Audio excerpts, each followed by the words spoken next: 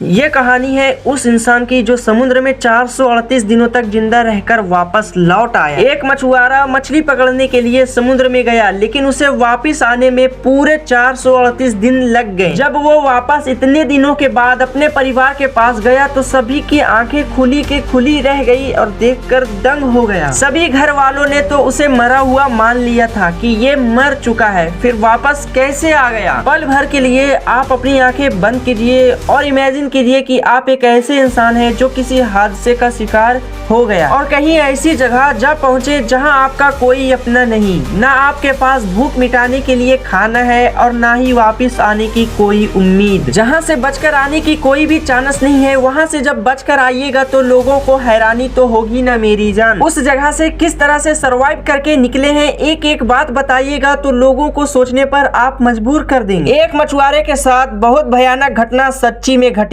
कैसे उसने 438 दिनों तक समुद्र में सरवाइव किया और फिर बाहर आया, दुनिया के सामने अपनी कहानी को पब्लिक किया। सच में यार पूरी कहानी बहुत मजेदार है। वीडियो को लाइक और चैनल को सब्सक्राइब कर ले ध्यान पूर्वक से। कहानी शुरू होती है 17 नवंबर 2012 को। ये वो तारीख था उस मछुआरा के लिए जिसका नाम अल्वारेंगा था। मैक्सिको के एक गाँव से मछली पकड़ने के लिए निकला और गहरे समुद्र में मछली पकड़ने के लिए उतर गया। फिशिंग करने के लिए अपने एक साथी के साथ गया था। मछलियों को पकड़ने में जितना कामयाब अल्वारेंगा था, उतना उसके दोस्त को महारत हासिल नहीं थी मछलियां पकड़ने में। अल्वारेंगा एक हिसाब लगाया समुद्र में मछलियां पकड़ने के लिए करीब एक दिन तक। इस दौरान ब्लैक टिप, शार्क और सेलीफिश को पकड़ने का उसका प्लान था। सब कुछ योजना के अनुसार ये शुरू हुआ था, मगर तभी एक खतरनाक तूफान अपनी दस्तक दे दी। भारी बारिश और तेज हवाओं के कारण उसे खतरे की चेतावनी तो मिल चुकी थी, बावजूद इसके वो अपनी सिंगल इंजन वाली टॉप लेस बोट के सहारे आगे बढ़ता रहा। यही रिस्क लेना उसे भारी पड़ गई। भारी तूफान उसे अपने साथ बहा ले गया। उसके पास एक रेडियो भी था